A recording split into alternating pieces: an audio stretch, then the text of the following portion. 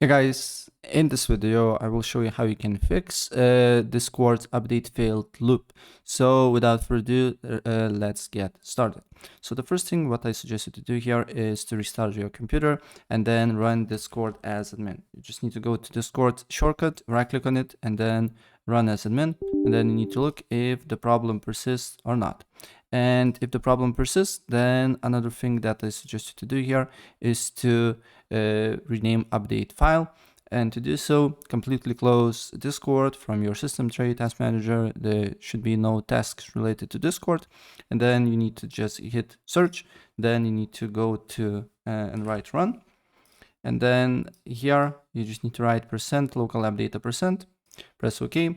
Then you need to go to Discord folder, and then it should be update.exe file. So what you need to do here is right click, rename it, and then just rename it whatever you like.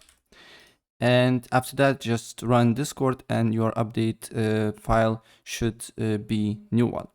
And then you need to look if the problem persists or not.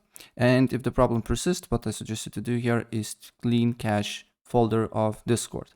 So you just need to go to app data, roaming, then you need to go to Discord and then cache, and then cache data, and delete all the files that is here, right?